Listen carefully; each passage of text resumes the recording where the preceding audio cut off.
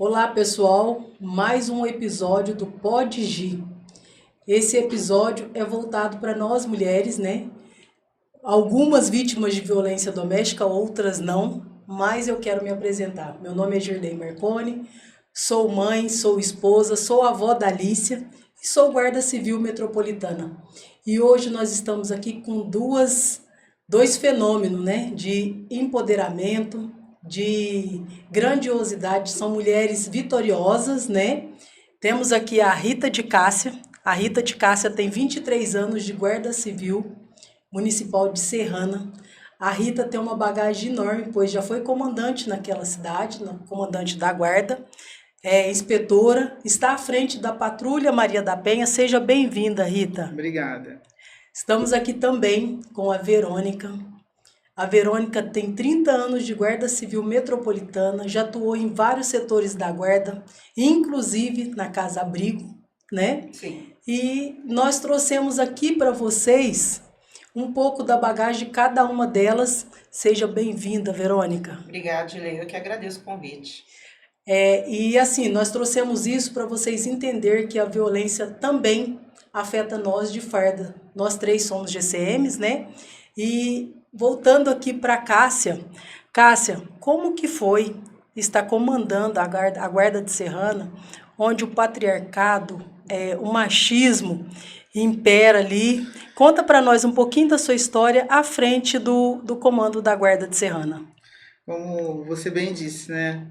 Não é fácil, né? A gente, como mulher, assumir um cargo público onde que a maioria são homens que assumem, então a gente vê muita dificuldade, né? Pressão de todos os lados, né? Mas graças a Deus eu consegui dar conta do recado, né? Foram 5 anos no comando e 5 anos que tentaram de tudo para me derrubar, né? Fizeram lista para tirar, falaram de assédio moral, que ia ir no Ministério Público. Falei, façam o que vocês quiserem, pois eu sei a minha postura e eu sei como trabalho, né? Então, mas é muito difícil. Mas, graças a Deus, cumpri minha missão e muito bem feita. Enquanto falamos de violência institucional, né?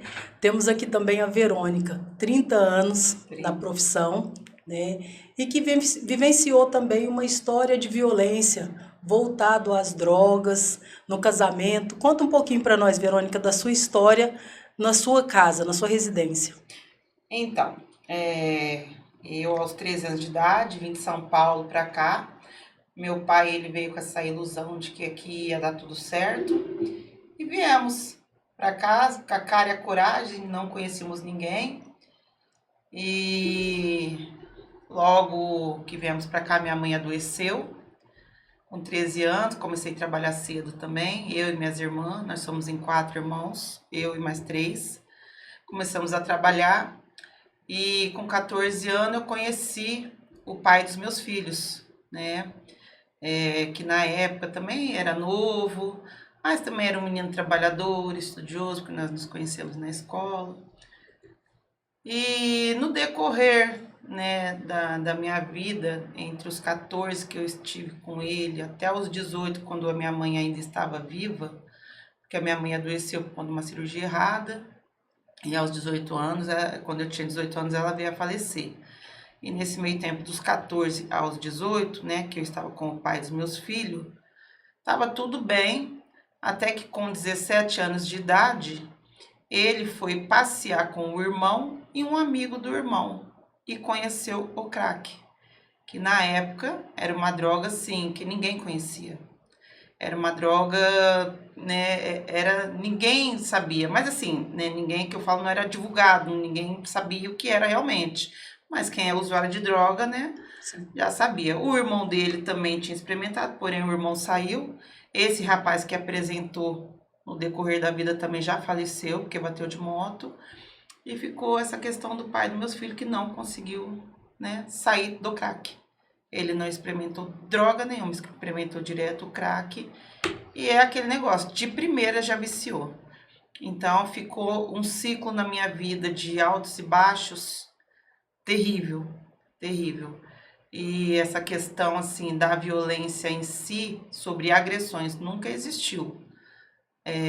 Existiu coisas, né, que a gente discutíamos por causa de dinheiro, porque todo o usuário de lei, a princípio, ele tenta assim não mostrar que ele está viciado. Sim. Mas desde que eu conheci ele, sempre trabalhou. E todo o dinheiro dele, ninguém via a cor do dinheiro, sabe? Então, para onde estava indo o dinheiro? Aí a família dele sempre achava que ele estava gastando comigo. Por contrapartida, eu sempre trabalhei também, sempre me mantive e tinha que manter também a parte dele, porque não vence. Então, de certa forma, você sofreu a violência patrimonial, porque se Muito, você cuidava de tudo, sobrava tudo para muito. você, e assim, é difícil identificar essa violência dentro do relacionamento que se ama, né? Como que é? Patrimonial, emocional, eu digo assim, no começo talvez foi muito amor e, e assim, no decorrer da minha vida eu vejo que criou uma dependência emocional. Não foi financeiro, porque eu sempre trabalhei. Eu creio que foi por falta de uma estrutura familiar, de um apoio, de um pai, de uma mãe, porque quando a minha mãe veio a falecer, eu não tive um pai, porque meu pai também era usuário de álcool, Sim. sabe? E então assim, a gente nunca teve apoio, minhas irmãs, cada um tomou um rumo, cada um tinha que trabalhar. Então assim, eu não tinha com quem desabafar, não tinha um conselho. Eu tinha o quê? A família dele que sempre me acusavam de coisas, sabe? Ele nunca quis assim, a família nunca quis enxergar que ele realmente era uma pessoa assim problemática com essa questão de vício. Até quando eu tentei alertar, que eu vi que a coisa realmente era séria e eu também não sabia o que era o crack, né? Eu só via às vezes ele usar, mas eu não sabia o que que era, não sabia. E que eu tentei alertar a família, e a mãe dele se revoltou, o pai se revoltou, os avós se revoltaram, porque a família dele, né, no caso dos pais dos meus filhos, são famílias de conhecimento, famílias que têm um poder aquisitivo um pouco melhor, pelo menos tinha, sabe, um poder aquisitivo um pouco melhor. Os tios dele, ele tem tio médico, tio delegado, tio que é gerente de usina, um vô que tinha uma vida assim lá em Sertãozinho, de nome muito assim, sabe, conhecido. Então assim, sempre o erro dele era eu, nunca era ele ou as drogas. Então eu fui muito assim, criticada quando eu tentei alertar a família, pois o irmão dele sabia do que eu estava falando a verdade, nunca militou a meu favor. Nunca. Sempre ficou quieto porque ele também tinha culpa no cartório dessa situação do irmão. Porém, ele não se envolveu mais com droga. Por contrapartida, né, o pai dos meus filhos se afundou. Haja vista a situação que ele se encontra hoje, que, né, a gente vai, no Sim, decorrer, né, da nossa conversa, com a gente vai certeza. chegar no ponto que ele está. Com certeza. Então, as violências, assim, é que a gente não aceita. A gente, quando entende o que é uma violência, fica mais claro para a gente entender o que você passou, não é verdade? Porque as pessoas acreditam que as violências são só as visíveis. Nós, mulheres de farda, somos as mulheres invisíveis, porque ninguém acredita que uma mulher fardada possa sofrer violência. Pois é. Você entendeu? Porque nós estamos ali, nós fomos treinadas para proteger. Nós não fomos treinadas para sofrer a violência, né? Mas, em contrapartida, nós somos seres humanos, né? Sim. E voltando aqui para a parte institucional, Cássia, quando você assumiu ali, quando te chamaram para você assumir, como que foi a sua... O que que você sentiu naquele momento? Você sentiu medo? Como que foi isso para você em relação assim, o pessoal, o efetivo? Como que foi a recepção? A recepção foi boa, porque nós estávamos num momento muito crítico na guarda, né? A guarda não tinha nada, assim, né? Tudo, o comando, todos os comandos que passaram não conseguiram fazer muita coisa, né? Então, quando assim, tava uma briga ainda de não, fulano vai entrar, quem vai entrar, e eu resolvendo lá, conversando, nós fomos conversar com o advogado e tal. Aí ele falou assim, mas o prefeito já sabe quem vai ficar. Aí eu falei, vocês aguardam. Eu falei, tá bom, vamos aguardar aqui todo mundo, né? Tinha uma galera esperando. Aí ele falou assim, não, é você que vai ficar. Mas eu falei, eu estranhei, porque eu não tenho cunha com ninguém, não tenho partido com ninguém, né? Aí ele falou, não, é você. Você vai ser comandante da guarda. A partir de hoje você é. Aí eu assumi aquilo porque eu queria muito mudar a situação de que nós estávamos. A guarda estava largada, não tinha viatura, não tinha nada. Então eu assumi aquela responsabilidade. Para mim foi um prazer, assim, foi um susto, né? Porque eu não estava esperando, porque eu não tenho vínculo político, essas coisas e tal. Eu falei assim, não, vamos agarrar. Eu falei, ai, Jesus, me ajuda. Vamos lá, né? Eu falei, ai, Jesus, me ajuda, vamos lá. E aí eu chamei algumas pessoas, né? Que a gente não tinha nada, né? Para me ajudar. Aí fomos atrás de quê? De organizar, fazer a estrutura da base, porque não tinha uma base, não tinha a documentação que tem que ter a Guarda Municipal, a instituição Guarda Municipal não tinha documento nenhum, e eu não sabia de nada, né? Eu fui procurar saber ligando para uns amigos de Sertãozinho, para uns amigos de Ribeirão, né? Sempre a guarda tem essa. E comecei a buscar, né? Aí quem me ajudou muito, perdão, me ajudou muito com as leis e tudo, foi o Tiago de Sertãozinho, posso citar sim, aqui. com certeza. Uma pessoa que me ajudou muito. Eu cheguei, Tiago, me ajuda, porque eu assumi uma responsabilidade e eu não sei por onde ir, né? Eu preciso de um caminho. O que eu tenho que fazer? Né? Porque eu estou totalmente leiga no assunto de leis e de amparo da GCM. Ele falou, ó, faz isso, procura o Ministério Público, faz isso. A guarda precisava também do curso de capacitação, porque nem isso nós tínhamos, né? Tivemos que fazer, fomos atrás, conversamos com o Guelfo na época, sim. Outra pessoa que me ajudou muito, né? Aí fizemos tudo. Aí hoje, graças a Deus, né? Quando nós saímos, quando chegou o fim do meu comando, a guarda, graças a Deus, está estruturada, né? Hoje, você vê a guarda de Serrana nas redes sociais, isso, aquilo, mas foi muito trabalho e muito empenho mesmo, muita dedicação. Horas sem dormir, em casa preocupada, que, não, tem que fazer isso, tem que fazer aquilo. Como que eu faço? Não vou ligar, não, vou ter que ir lá, entendeu? Fala com quem? E você teve que aprender tudo com o barco andando, mesmo porque você não fez campanha para o prefeito, né? Não, campanha assim, esperando aquele cargo, vamos dizer assim. Uma surpresa. Então, uma surpresa. Então, você teve que aprender mesmo do zero. E os apoios que em quem você se apoiou para superar isso tudo? Mesmo diante das divergências, depois começou os atos assim de tentar te retirar. Quem tentou te tirar? Ixi, olha, muita gente. Muita gente. Uns próprios GCMs novatos, né, que entraram, alguns antigos, juntaram, fizeram um montinho, fizeram isso, foram falar com o prefeito, fizeram isso e aquilo. Mas assim, quem me guardou mesmo foi Deus e a competência que Ele me deu. Sim. Porque não é fácil a gente estar de frente. Eles fazem de tudo para a gente ficar abalado, né? Eu chorava, mas em casa. Você acredita que essas perseguições, o fato deles tentarem te tirar, foi pelo fato de você ser mulher? Ou você acha que nada a ver? Se fosse qualquer outro comando, seria assim também? Não, com certeza pelo fato de ser mulher. Né? Não tem uma boa aceitação na visão masculina. Né? Eles acham que a gente não sabe de nada. Né? Sempre falam, você não sabe de nada, não sabe o que está fazendo. Entendeu? E a gente tem que trabalhar 10 vezes mais do que o homem para poder provar que temos competência para isso. É verdade. Esse que é o grande problema. É muito difícil, porque assim, até nos concursos públicos mesmo, a lei prevê no mínimo 30%. Se contrata o mínimo 30% e torcendo para não passar esses 30% para não precisar chamar mulheres, né? Nas corporações nós não vemos com frequência mulheres a cargos de comando, de diretores, de coordenadores, inspetores para baixo. As oportunidades são mais difíceis. O que é engraçado é que assim, cidades grandes capitais assim, elas já estão um pouco mais avançadas do que uma cidade pequena referente a isso. Parece que essa cidade do interior, eles ainda são muito fechados referente a essa questão da mulher assumir algum cargo, da mulher estar à frente. Cidade do interior, a aceitação é bem pequena. Eles ainda não... A mente parece que ainda não acompanhou a evolução. Pelo menos é a impressão que eu tenho. Parece mesmo. A impressão que eu tenho, que eles têm essa dificuldade de aceitar, né, a mulher à frente de qualquer coisa.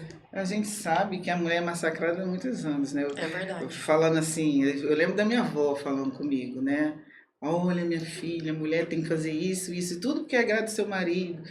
A mentalidade delas era essa, né? Se a gente totalmente submissa, né? Sim. E a nossa missão não é ser capacho de ninguém, né? A gente tem que estar do lado, É verdade. né? Para poder evoluir, com certeza. Né? E a gente vê que, infelizmente, a sociedade ainda hoje é machista. É machista. Então, esse podcast foi voltado mais para nós mesmos da área da segurança, para nós tratarmos tanto em casa quanto no trabalho, né? E ver os desafios que nós vem enfrentando diariamente. Mata um boi em casa, depois 7 leões no trabalho, para superar isso tudo, né? Ô, Verônica, quando você ingressou na guarda, você ainda estava casada com ele? Como que foi isso tudo? Me conta. Na verdade, ele também prestou concurso, viu? Na mesma época que eu. Eu entrei, até eu acredito que houve uma injustiça referente ao exame que ele fez, ao qual ele foi reprovado. Porque assim, eu esperava que, pelos cálculos que eu fiz na aptidão física, ele iria passar, porém ele não passou. Na época nós namorávamos, né, estávamos namorando. Depois que a minha mãe faleceu, porque assim, essa questão dessa violência referente ao pai dos meus filhos, eu passei com ele, mas eu tive a questão do meu pai também. Então, assim, eu já vinha... Você já veio de um quadro de violência? Muita situação com meu pai. Foi muito difícil lidar, referente ao machismo dele, questão da violência que ele fazia a gente ver a minha mãe passar, e o que ele fazia com nós, porque ele batia na minha mãe está doente. Ele viajava 5, 6 dias, ele ficava fora, não deixava R$1 dentro de casa. Então a nossa alegria era quando a gente ia para a escola se alimentar, e à noite a gente voltava, estava lá minha mãe com um punhado de mandioca, ela apanhava no mato, sabe? Ela ia para o mato e vinha com um monte de mandioca. Então, assim, era a nossa janta, nosso café da manhã. Aí nós arrumamos serviço, e a minha irmã mais velha, de limpar a casa das pessoas. A gente tomava café, às vezes almoçava no trabalho, e à noite a gente jantava na escola. Então, eu tive essa situação com o meu pai, né? E você não queria reviver aquilo num casamento, né? Ninguém quer. Ninguém quer. Mas parece que é um ciclo, não sei o que acontece. E a sua mente, hoje eu falo assim, eu penso na minha vida, às vezes eu tenho vontade de chorar pelo fato de eu não ter sido madura, sabe? Do não amadurecimento das minhas ideias, porque hoje eu tenho uma ideia de tudo que eu passei, que talvez, né, se eu tivesse essa maturidade que eu tenho, não teria passado, nem com meu pai, nem com o pai dos meus filhos. Mas é o tempo, toda mulher tem o seu tempo. O ciclo, para mim, dura, às vezes, mais ou menos do que para você. Tem que ser respeitado. E aquela esperança, né, de sempre uma mudança, isso a gente se é cobra, se culpa, né? Na verdade, o que acontece? A questão do pai dos meus filhos. Quando eu fiz 18 anos, minha mãe faleceu, eu saí da casa do meu pai. Porque ali, para mim, também era muito difícil. Não dava. Não dava para ficar lá. Saí. Eu saí de lá para morar numa pensão. Aí os pais dele, né, me chamaram para morar, porque a casa era grande, tinha um quarto, né, que dava. Fui morar na casa dos pais dele. Foi outro erro. Foi outro erro, sabe? Porque é aquela questão, né? Eu não era filha, eu não era nada. Aí teve várias situações, né? Essa questão da mãe dele também ter ciúme de mim. Que ela era minha transtornada, a Rita, sabe? A mulher não batia muito bem. Te adorava, te adorava. Mas eu sempre, independente de qualquer coisa, graças a Deus... Assim, mas sogra gosta de nós. Tem uns que gostam realmente. Das minhas eu gosto, gostei, né, pelo menos. Eu, pelo menos, falava pra minha sogra, Deus, por que o senhor não manda só 2 dentes? Um pra doer de dia e de noite, e outro pra brigar. Então, quando eu fui, né, morar lá, também não foi fácil, e parece assim, é o que eu falo assim, é o ciclo E voltando a esse assunto do pai, né, dos meninos, a questão não era nem acreditar, porque ele tinha aqueles altos e baixos. Agora eu paro, depois eu volto, e voltava pior. E ele não era uma má pessoa, Gerlei, Eu tenho sabe? certeza Eu não disso. posso falar, eu tô falando de uma situação que É ela uma, é é uma devastadora doença, para né? todo mundo. É uma doença, tem que ser É, tratado como doença. Né? para todos. Porque hoje em dia o crack e essas drogas sintéticas e essas drogas que estão surgindo, que a gente, né, nem sabe do nome, são avassaladoras, devastadoras de família, de lares, de pessoas. Não destrói só quem usa, sabe? Destrói tudo, tudo. Então o pai dos meus filhos não era uma má pessoa, muito pelo contrário, ele tinha um coração enorme. Eu acho que era o que me prendia um pouco a ele, sabe? Porque quando ele estava bem, a gente estava bem, sabe? Sim. Porém, quando ele, né, tinha essas recaídas com a droga, aí a questão toda é que ele afundava todo mundo.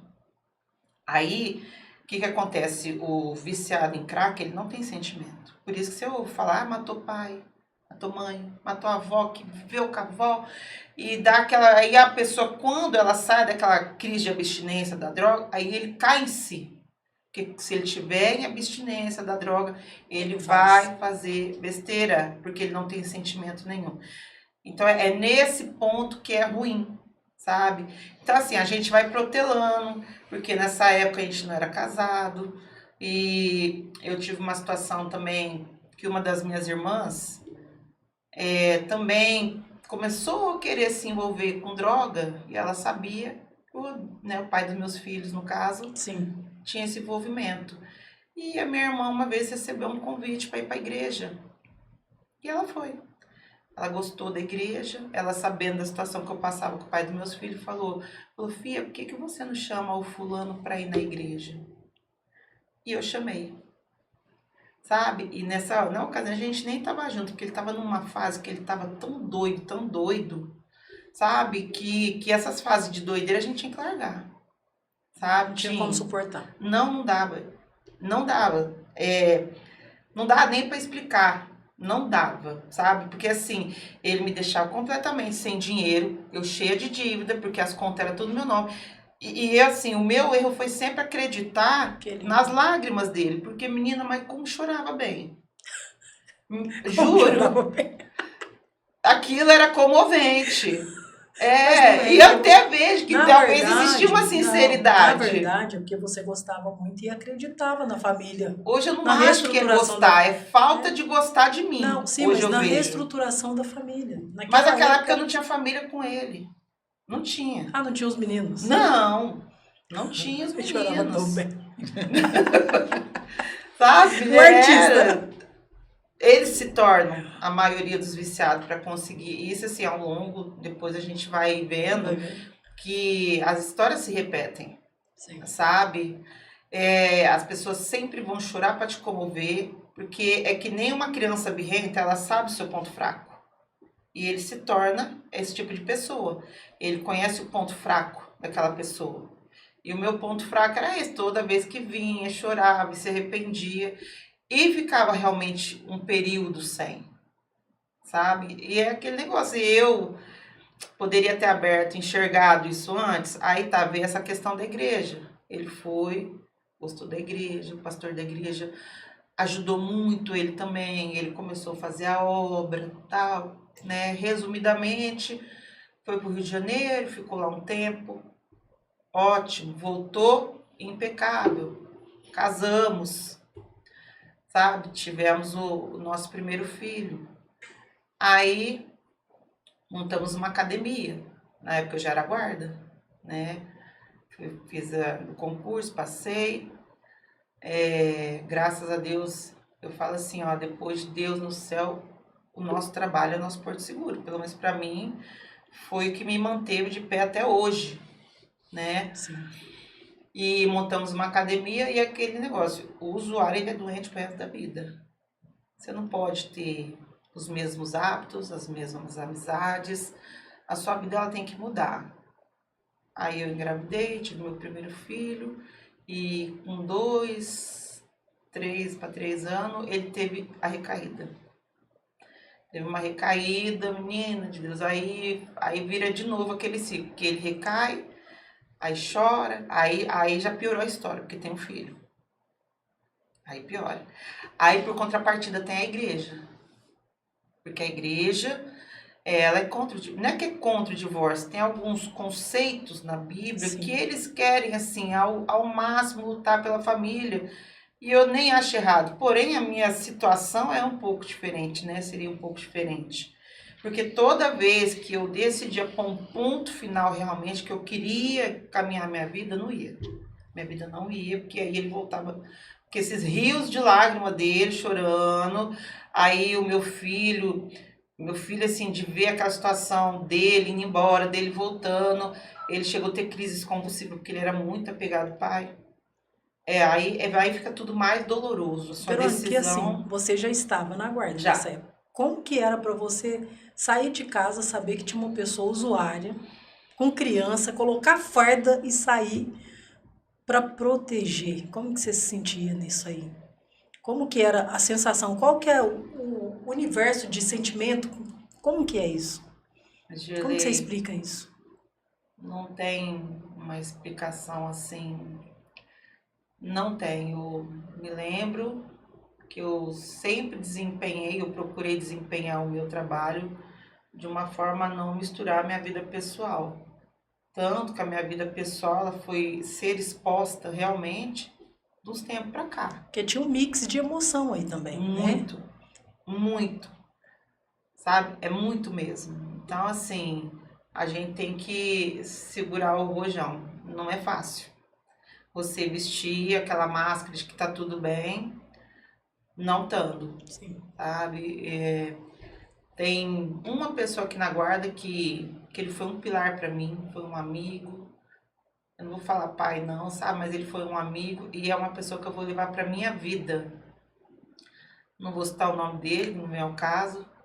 Mas, assim, muitas vezes eu estive de pé pelo apoio dele. Porque ele me ouviu, com ele eu consegui falar, ele me dava os conselhos, sabe? E ele sempre me ajudou, muito, muito, até financeiro. Porque ele sabia do que eu passava. Não foi fácil você ter que sair para trabalhar, porque eu desempenhava o meu trabalho, porém meu coração estava em casa no meu filho. Porém, a minha cabeça estava em casa, que eu não tinha mais. Porque assim, ó, a pessoa, quando ela tem recaída, Julie, se ele tivesse acesso à minha casa, ele vendia tudo. Ele teve uma situação que ele vendeu o Xbox, na época era PlayStation, bicicleta, televisão, meus aparelhos portáteis. Não tinha nada na minha casa, não tinha comida na minha casa. Ninguém sabia. Eu não tinha um tostão furado. Aí teve a situação, na época também, que parcelaram o nosso salário, eu devendo aluguel, sabe?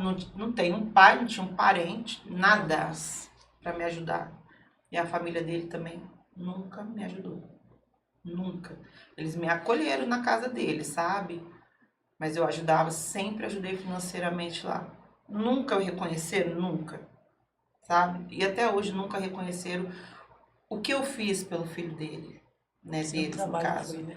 Porque foi muito desgastante tudo isso. Então, assim, essa questão de eu estar na rua fardada, eu procurava não misturar. Só que o meu coração, a minha cabeça, a milhão, eu não dormia direito, eu não me alimentava direito, sabe? Era sempre aquela preocupação. Eu já sabia que ele ia se arrepender, por incrível que pareça. E a minha cabeça só funcionava que eu não teria mais que aceitar aquilo. Aí vinha a situação da igreja, porque toda vez que eu estava com uma decisão formada, me chamava lá, olha, aguenta a mão com fulano vai mudar, nós estamos ajudando. E realmente, assim, nesse período, quem mais me ajudou foram eles, sabe? Foram o pessoal da igreja, que sabia o que eu passava. Então, assim, Gi, foi difícil, não foi fácil. A gente conciliar, eu fui muito mal interpretada, alguns atrasos meus, algumas faltas, ninguém sabia o que eu passava.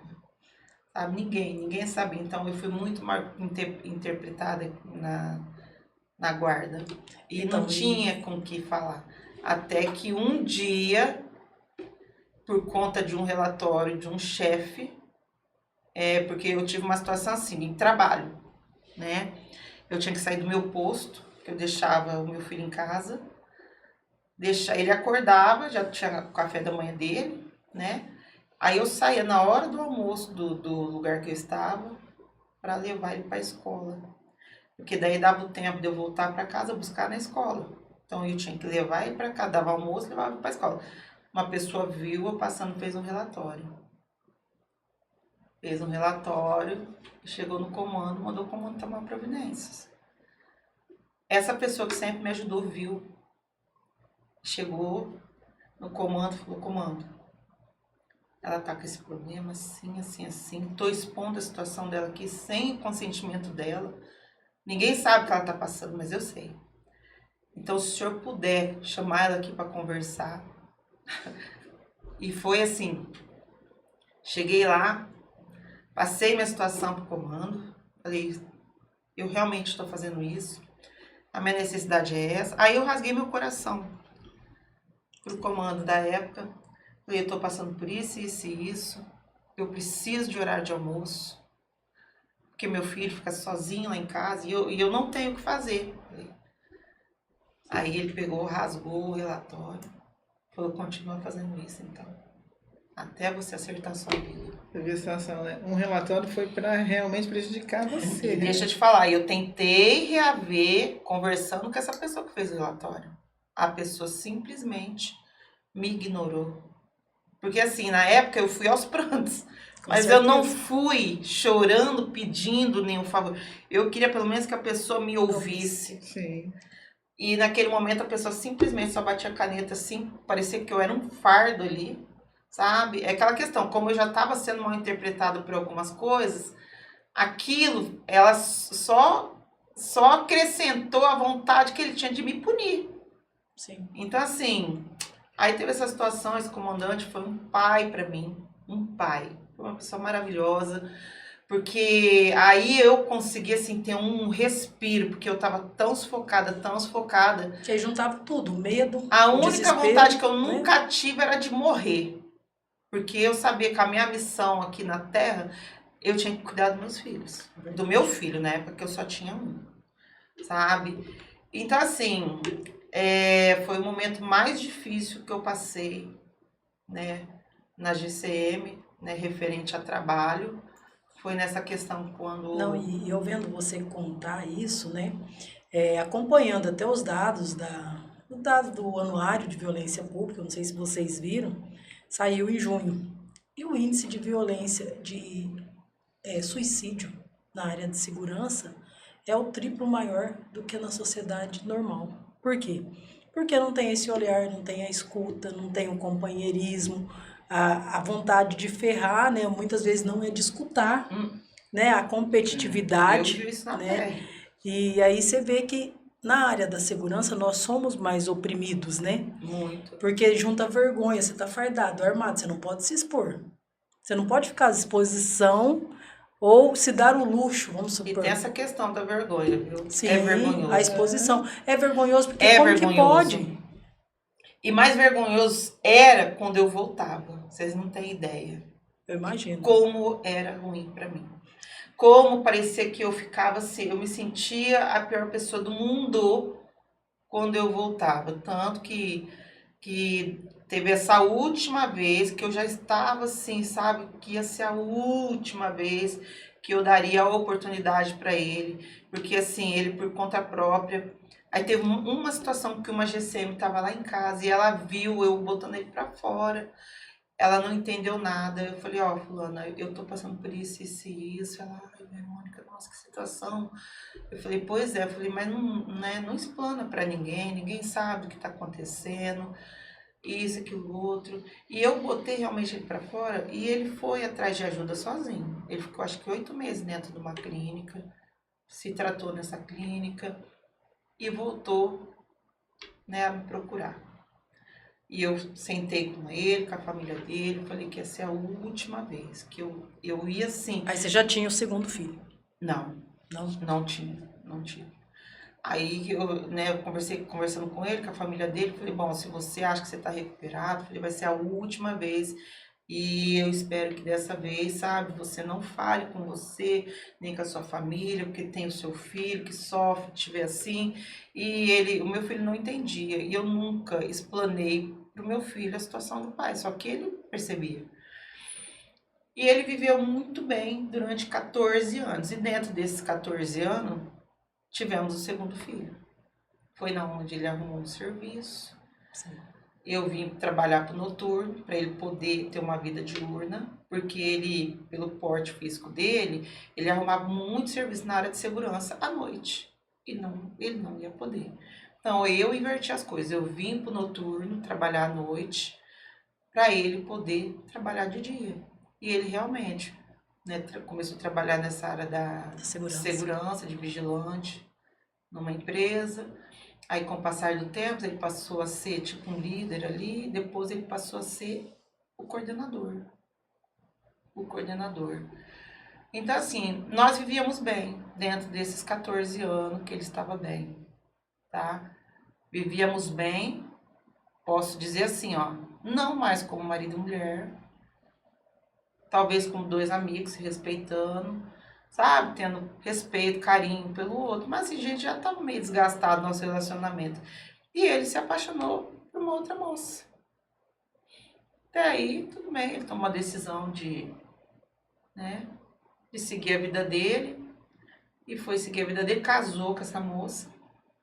Só que é aquilo que eu te falei, Gileia, no começo. Uma vez doente, ele é para sempre doente. Você não pode ter hábitos que você tinha. E ele voltou a ter hábitos, recaiu e voltou pro crack. Hoje ele pede dinheiro na rua. É a atual situação dele. Triste, né? Sim. Porque daí eu já tive o meu segundo filho e para os meus filhos verem ele nessa situação, assim, eu tive que conversar muito com eles. Hoje eles já, assim, né? Não digo aceitam, mas eu acho que eles se bloqueiam. E também, assim, tem essa situação de que eu também estou bem. Sim. Hoje eu vivo uma nova fase da minha vida. Você se permitiu começar de novo, né, Fernanda? Não, sim. Você se permitiu começar de novo, dar oportunidade para você. Sim, né? Graças a Deus. E é aquele negócio, já estava no meu coração. Sim. Sabe? Desde a última recaída que vivemos, 14 anos, já estava. Porque, assim, a minha vida era uma panela de pressão. Eu não sabia qual momento que ele explodia. Mas eu sabia que em algum momento isso ia acontecer. Imagina o psicológico dela. Não, pensa. Né? Como ninguém fica, sabe. Né? Verônica, você teve ajuda psicológica? Nunca. Você buscou alguma medicação? Nunca. Tive síndrome do pânico, tive crise de ansiedade. Isso eu estou falando aqui, ninguém sabe. Sabe? E só que tudo eu busquei sozinha. Eu buscava alternativas com o meu esporte favorito, que é o vôlei, que eu gosto. Então, assim, eu fui me redescobrindo, mesmo estando com ele, né, nesses 14 anos, eu fui me redescobrindo, eu fui buscando eu mesmo me autoajudando.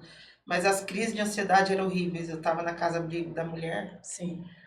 Eu morria de medo de morrer, porque eu ficava... Nós vivíamos momentos ali muito parecido com a sua realidade, né? Com o que você já tinha passado. Menina, é por isso que eu tinha tanta sensibilidade com aquelas mulheres, sabia? A gente tem. Você ali, trabalhar na casa-abrigo da mulher foi uma experiência... Foi um tratamento, vamos dizer boa assim. E ruim. Porque você não consegue separar o seu coração, o seu emocional. Parece que você vê a pessoa, você se vê passando a situação que elas estão passando. Então, assim, foi muito difícil para mim. Foi muito difícil. Emocionalmente foi muito difícil, sabe? Assim, eu queria assim, colher todo mundo, abraçar todo mundo. É um misto de sensação. É verdade. Ali, sabe? Ali foi de grande crescimento para mim, sabe? Assim, nessa questão de tudo. Eu comecei a enxergar as coisas também muito diferente. Eu comecei a questionar, assim, aí quando eu queria questionar por que ela não faz, eu lembrava de mim, putz, não posso falar. Porque eu também fui... E até hoje eu me cobro, sabe? Quando eu vejo alguém Aí eu falo assim, pô, eu nem posso falar porque eu vivi dentro de uma cadeia quase 30 anos, foram quase 30 anos pai dos meus filhos, viu? Quase 30 Idas e anos. voltas, Deu 30 29 anos, somando de quando a gente se conheceu, começou a namorar, sabe, os altos e baixos, casamos, tivemos filho, foram quase 30 anos. Então, assim, foi muito difícil essa questão, né, quando eu estava na casa-abrigo, que eu comecei a ter essas crises de ansiedade, eu trabalhava de madrugada, menina, coisa mais horrível, parece que você vai morrer, eu tinha vontade de sair correndo, e eu ficava assim, por que que eu tô tendo isso, gente? Entendi. Por quê? Aí eu fui no meu cardiologista, ele que detectou, ele falou, porque daí eu já comecei a achar que eu devia estar com meus exames tudo alterado. Aí eu fui no cardiologista, ele fez todos os exames, ele falou, Verônica, eu acho que é porque você não está dormindo à noite, porque eu não conseguia dormir. Parece que é uma coisa, só dava à noite. Só dava à noite. Essas batedeiras, dor de barriga, a língua formigava, a mão formigava, falta de ar. Era horrível, eu tinha vontade de sair correndo. Aí eu abri aquilo lá, aquele matagal, que você lembra que era. Eu falava, eu tenho que fechar, porque daqui a pouco vai entrar. Ele me dava fobia das aranhas, porque tinha aranha ali. Menina, era uma guerra comigo mesmo. Mas eu falo, eu venci, Ju. Graças a Mas Deus. a Casa Abrigo, assim, nós que trabalhamos ali, eu vi como tratamento. Porque viemos de um ciclo Nossa. de violência. Ali foi. E ali você não podia demonstrar fragilidade, porque aquelas mulheres, é o que eu falo aqui, Tem aquelas referência. mulheres via nós como referência. Não via nós como uma vítima. Nunca. Nunca podia falar, olha, eu passei por isso. Porque como que eu ia dar força para ela se eu estava naquela situação também, né? É. Se eu já tinha vivenciado aquilo tudo.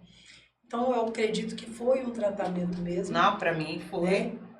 Mesmo estando ali naquele cárcere junto com elas, porque nós vivenciamos vários cárceres ali dentro, né? Nossa. Das histórias, de ver Era o que pesado. elas passaram, né? Era pesado. E institucionalmente, eu volto com a Cássia, né? Porque a Cássia, mesmo diante de comando, de uma posição de autoridade, você foi violentada com racismo. Como que foi isso, Cássia? Que eu lembro que teve uma repercussão muito grande, né? Uma comoção. Como que foi? Conta pra nós. Como você está dizendo, né? A gente assume um cargo e tem muitos olhares, né? Todo mundo quer dar a sua opinião, quer só questionar. E esse cidadão, que é um jornalista lá da cidade, ele começou a fazer tipos de perseguições e a mandar pôster. O último foi que não só denegrindo a imagem da guarda, mas aí já veio me atingindo diretamente. Não dê a metralhadora na mão de um macaco. Abre os olhos, comandante. Isso porque a gente estava na estrutura de armamento, né? E o comando, né? Ele queria atingir a mim diretamente. Aí eu fui correr atrás dos meus direitos. Fui à delegacia, fiz o primeiro boletim, fiz o segundo e tal. E hoje, graças a Deus, né? Ele recebeu o que ele mereceu, né? Então, ele hoje parou, não implica mais, não fala mais mal, mas tudo por quê? Por ser mulher, tá num cargo, entendeu? Você comandando homens, né? Então, tem o ego deles também, de não aceitar, não sabe de nada. Tem que estar assim, lavando racista, roupa. por ser racista também. Por ser negro, isso, né? Porque você era negra.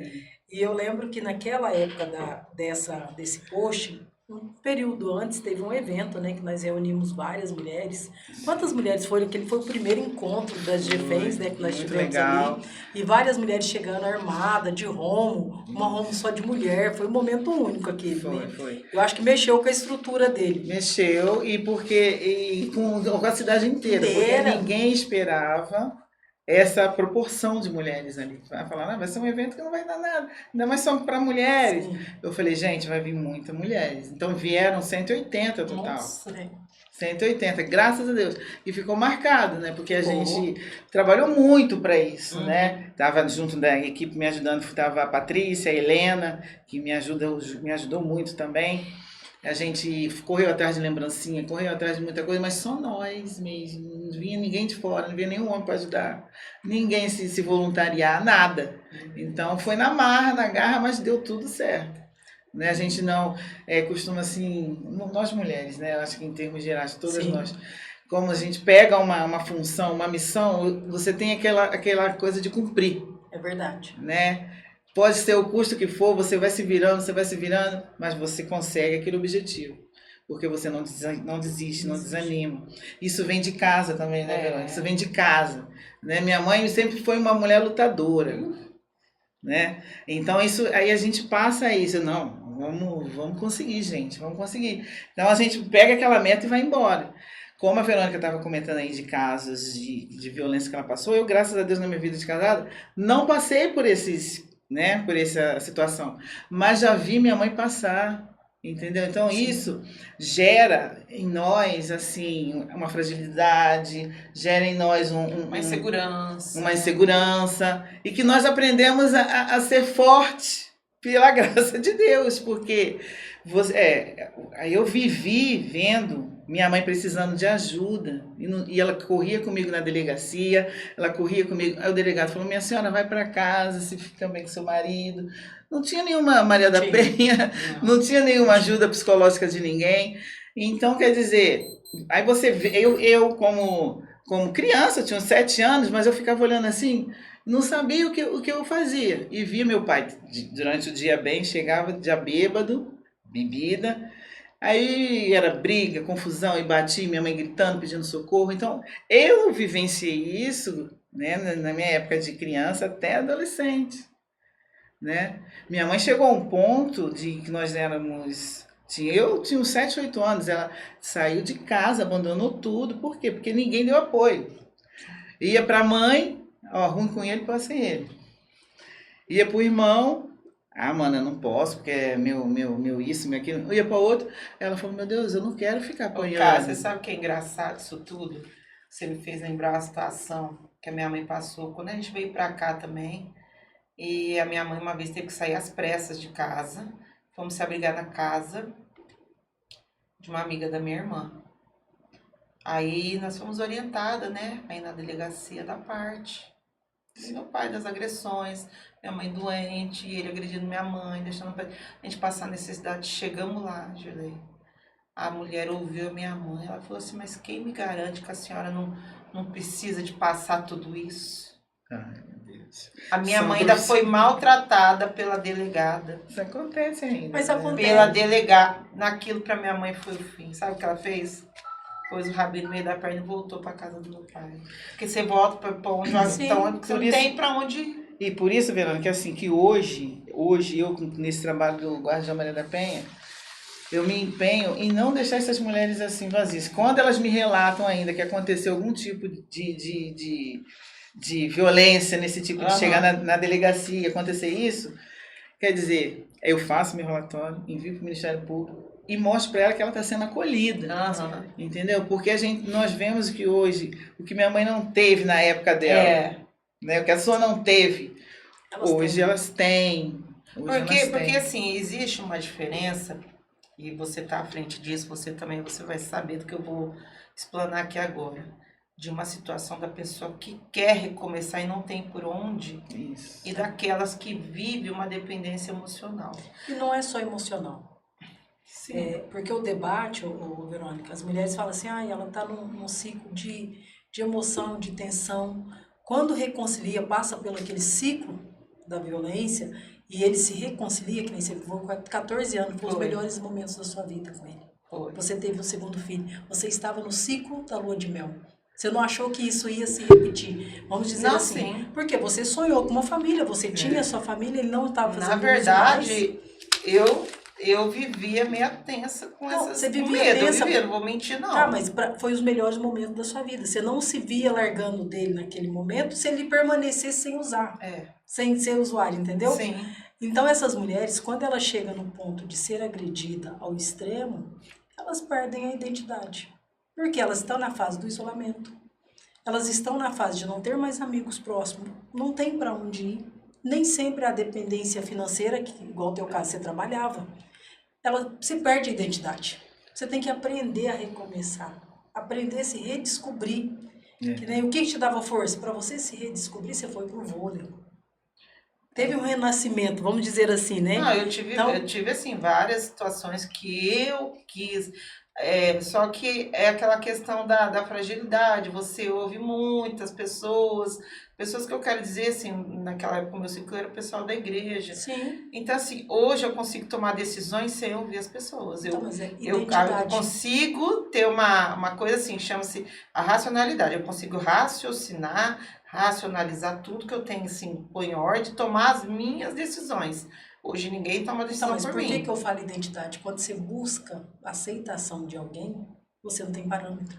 Mas naquela época não tinha E assim, mesmo. então as mulheres perdem a identidade. Eu acho que é por Eu isso. acredito que a fala certa é essa, elas perdem a identidade, não é só a dependência psicológica.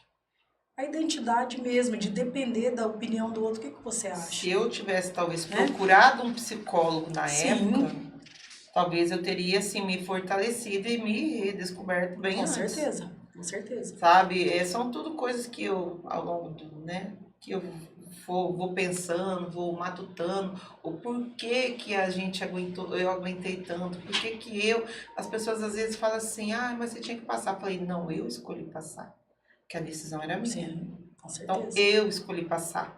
Eu não sei se falar assim, você tinha. Não, eu escolhi passar. Que eu tive a prerrogativa de falar não, mas eu não conseguia falar. Foi o seu tempo. Talvez eu precisava realmente de um apoio que eu não busquei. Sabe? Que eu não busquei. Muito não buscam por vergonha. Sim. De se expor. Tem isso, gente, Sim, né? com certeza. Eu vou me expor, ninguém vai me ajudar, ninguém sabe o que eu tô passando. Tem sempre esses pensamentos, né? E a gente vai se isolando, nós mulheres cada vez mais se isola e fica doente. É verdade. Entendeu? Nós ficamos doentes. Não é só o caso de uma Verônica isolada, de uma Cássia isolada. Não é. Então, se nós. Geral. É geral. Se nós não nos unirmos, como a gente estava Isso, conversando. é verdade. Temos que nos unir, tentar ajudar. Eu tento hoje fazer isso, sabe? Ajudando. Não que eu fique assim, ela é mole. Não é mole, não. Eu estou lutando pelos meus direitos e posso lutar pelos direitos de alguém. Entendeu? Eu posso ajudar, eu vou fazer. Porque, assim, de repente, se ela tivesse uma pessoa que apoiasse ela, esclarecesse, ela não ia sofrer tanto tempo. E acompanhasse. E acompanhar. Porque se você tem alguém que você pode realmente contar, sim, você se afirma, né? Você junta ali, vamos junto.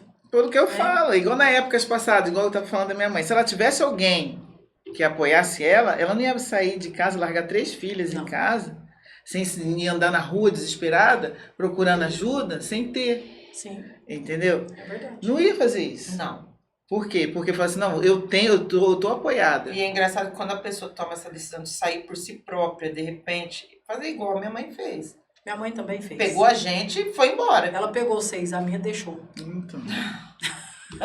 Ela não pegou 6, a porque, minha assim, deixou. ele judiava dela e da gente também. Não, a minha também.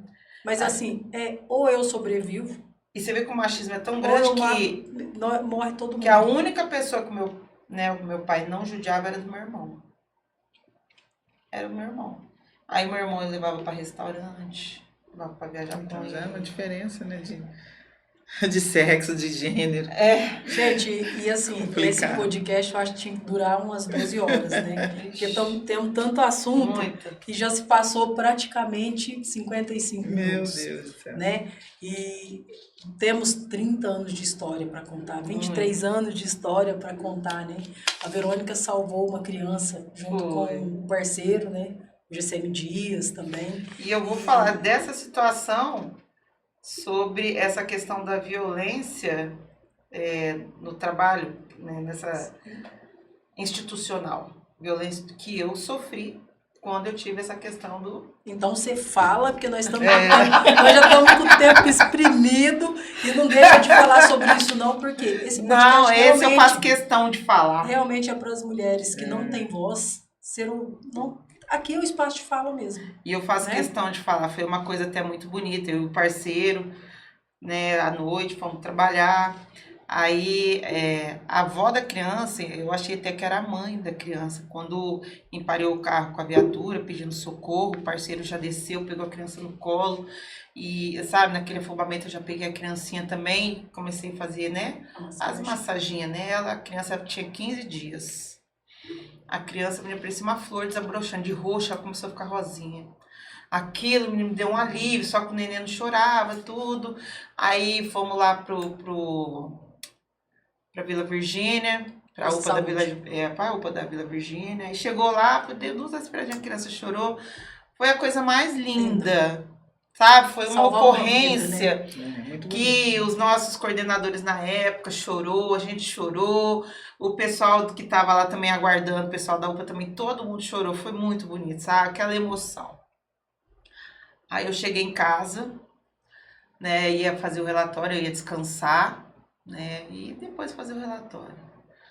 Aí meu parceiro ligou para mim e falou: Verônica, eu falei: o que foi? Ele falou assim: meu chefe me ligou aqui, falou que tá pedindo pra uma viatura ir lá fazer uma entrevista. Eu falei: aí eu concordei. Eu falei: você concordou com o quê?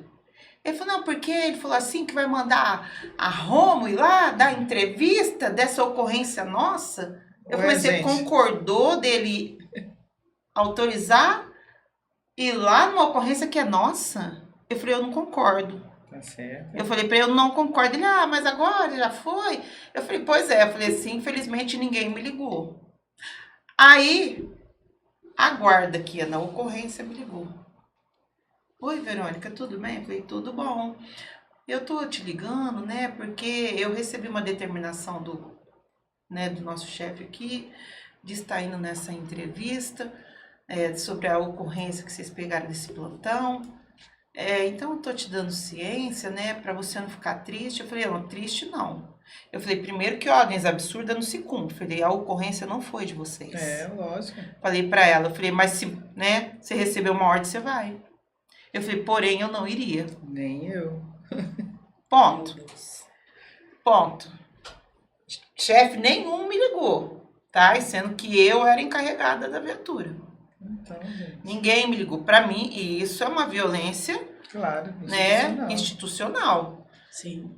Aí chegou lá na hora da entrevista, a avó do nenê falou: não, se os 2 que salvaram meu neto não estiver aqui, eu não dou entrevista. Olha aí. Muito bom. Não dou entrevista. Tá certo. Aí foi na onde eles tiveram que calçar a cara deles, me ligar e pedir para mim ir lá. Mas assim... tirar o mérito que foi seu e da sua equipe para dar para outros que não tem nada a ver, gente. Realmente. Graças a Deus. Não tem como. Sabe? Então, assim, esse neném, até hoje eu tenho contato com ela, assim, eu me emociono toda vez que eu lembro, que eu vejo, sabe? Que eu lembro dele, assim, todo roxinho e de repente ele rosadinho, sabe? Aquilo foi uma coisa, assim, muito linda. Eu não tenho, sabe, palavras para mensurar o que eu senti naquele momento. Foi uma satisfação que eu, assim, que parecia que ia sair do meu peito. A alegria que eu senti, o ufa que eu senti, sabe? Sim. E eu tenho uma coisa, assim, que quando é com criança eu sou uma pessoa muito sensível. Muito sensível mesmo. Eu nem achei que eu ia ter essa capacidade de pegar um nenezinho, né, e salvar essa criança nesse dia. E eu falo assim, foi Deus mesmo. Foi Deus que capacitou meu parceiro, ele também, sabe? Foi super essencial nessa ocorrência. Porém, teve assim, né, esse contratempo pessoal do comando. Não queria que a gente aparecesse. Não queria. Mas isso é muito bom você contar, Verônica, porque nós subestimamos as nossas competências. Nós, principalmente nós mulheres, nós nos subestimamos e deixamos que outros, né, coloquem nós para baixo também. Aí teve uma outra situação que quando você fala que quando a gente veste a farda, todo mundo parece que, não é uma cobrança, mas parece que você é a salvação daquela pessoa. Sim. Novamente na casa-abrigo da mulher. Só que não estava mais naquele outro endereço, estava mais centralizado. Tinha um nenezinho lá, a mãe deu pão, o pão entalou na garganta. Menina, não tinha... tinha um educador que chamava, não lembro se era educador. Ela olhou pra mim, ela não sabia o que fazia. Ela, acorda! Aí eu respirei. E vai enfrentar. Menina, olha, por Deus! Pensa na tremedeira que da hora que eu olhei pra criança, ela roxa. Sabe? E a criança não tinha 15 dias, ela tinha acho que uns 3, 4 anos. Apesar dela ser bem miudinha, acho que ela tinha uns 4 anos. Eu respirei fundo na hora, peguei ele e bem nas costinhas dele, menina. Aí eu veio parar no céu da boca, o talo de pão. Só fiz assim, tirei. Aí eu sentei. E depois... Ela queria falar, ai, guarda, obrigada. Eu, tá tudo bem. Não, tá. A hora que ela saiu, eu tremia que nem maravilha.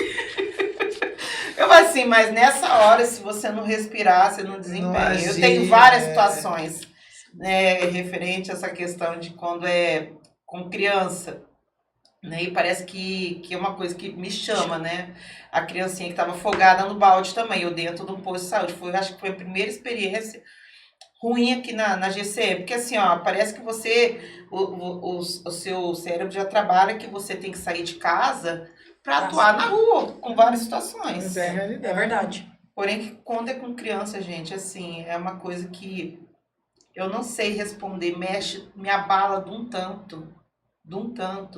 E depois dessa primeira situação, eu comecei a refletir, porque eu já sabia que eu ia me deparar com outras ocorrências, né? Então, eu comecei a falar assim, não, eu preciso respirar quando tiver ocorrência com criança.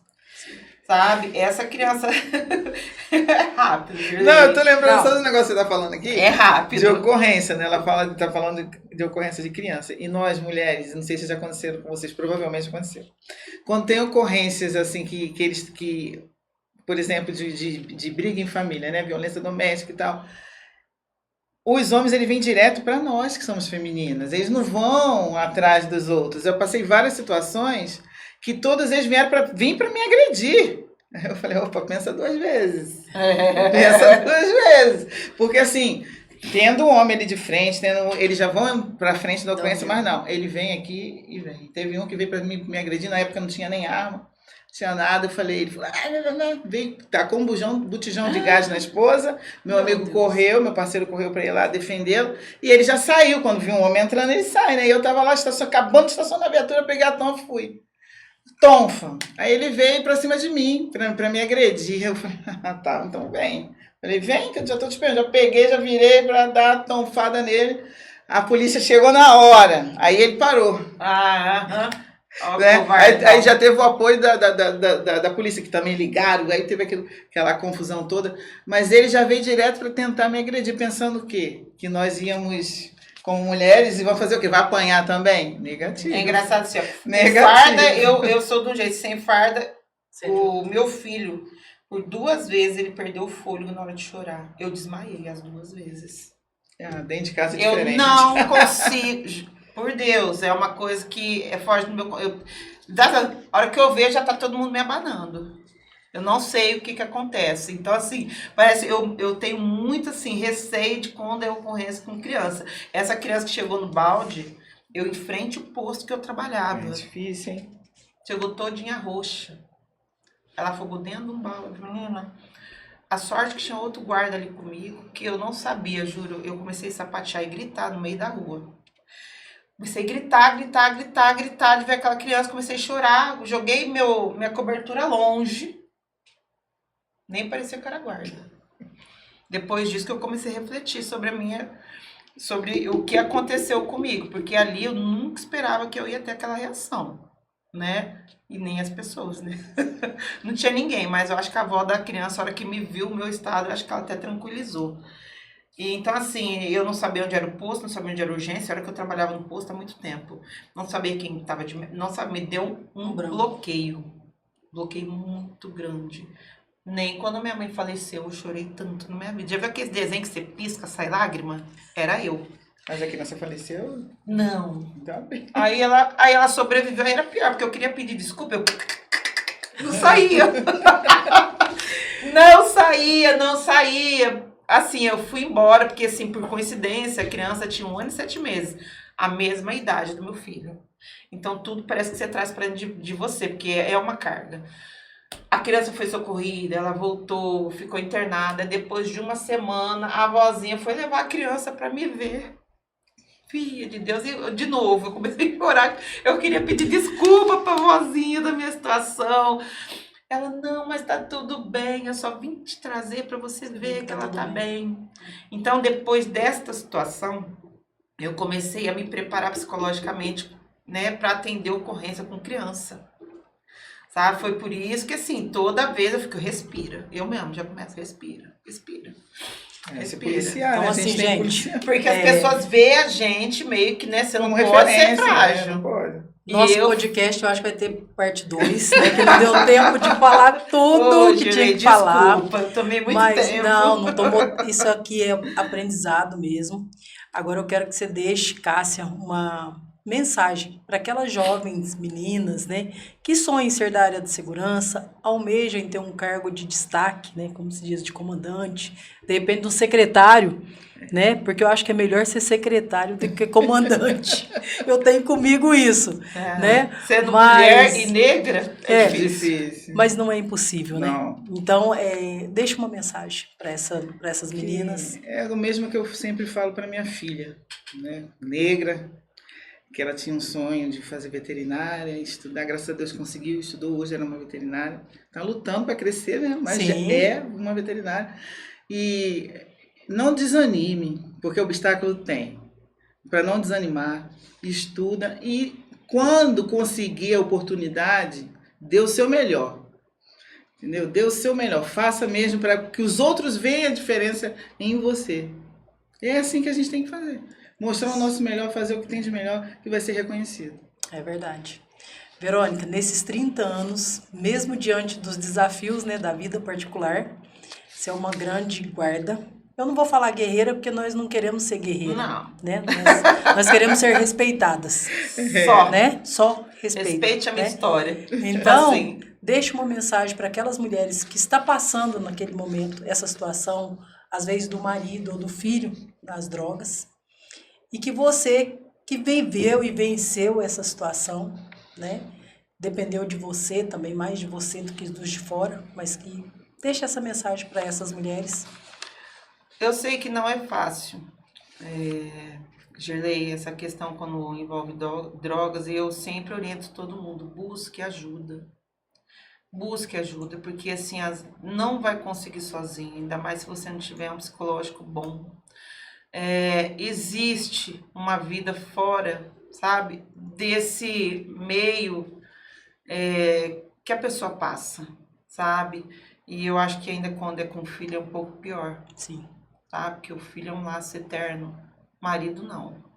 E quando eu falo, as pessoas, né, comentam alguma coisa comigo, nossa, foi muito amor. Eu falei, não, foi muita falta de amor. Eu vejo hoje da minha parte. Então, quer dizer, tem como a gente recomeçar aprendendo a se amar mais. Sim. Eu acho que o que falta hoje em dia para quem passa por uma dependência emocional e tá com uma pessoa e não consegue desvencilhar, a pessoa precisa se enxergar e ver potencial em si. Porém, quando é com filhos, eu falo, busque ajuda, porque é muito difícil, Juliana. Não é fácil, mas busque ajuda, converse, fale, explane a situação, porque o fato de falar ajuda muito. Você vai trocar outras experiências, porque essa situação das drogas não escolhe classe social. Você sabe disso, a gente tem patrulhamento, a gente faz patrulhamento aí, você se depara com advogados, com músicos, professores, sabe? Professores, engenheiros. Você se depara com tudo quanto é classe social. E a família sofre muito. Só um parênteses aqui, eu tenho muita compaixão da família do pai dos meus filhos, sabe? Com tudo que eu passei, eu nunca desejei mal, sabe? Nunca. E eu tenho compaixão porque eles, como pais, né, fizeram dentro daquilo que eles acreditaram que era certo, tentaram fazer o melhor. Então, assim, nem sempre o que eles fazem achando que é melhor é o certo. Por isso que eu falo, busque ajuda. Busque ajuda, porque a ajuda, ela vai te direcionar. Porque você fica meio assim, no escuro, você não vê saída. Por mais que você faça, nunca vai ser o suficiente. Então, tem que buscar ajuda. Esse é o conselho. É raso? É um conselho raso? Mas que talvez vai fazer a diferença na vida de quem está passando por isso. Com certeza. Meninas, gratidão. Nós foi 1h e pouco, né, de bate-papo, né? E eu só tenho a agradecer a Deus pela oportunidade de estar aqui dividindo, compartilhando, somando essa hora com vocês, né? Falar um pouquinho da nossa experiência, levar para a pessoa que está nos assistindo, que acompanhou até agora, né, esse bate-papo de calar a violência. Então, muito obrigado, Cássia. Muito obrigada também, Silvia. Muito obrigado, Verônica. Eu que agradeço mais uma vez pela, sabe, confiança, por você tá dando voz, né, pra gente aqui. Muito obrigada. Eu que agradeço você pelo convite. Obrigada. É uma honra poder estar aqui. Esse podcast é um podcast voltado para nós mulheres, para dar voz e ouvidos àquelas mulheres que estão caladas, né? E a violência também acontece em nós de fardas. Boa noite e até a próxima. Até a Eu já próxima. devo ter encerrado. É.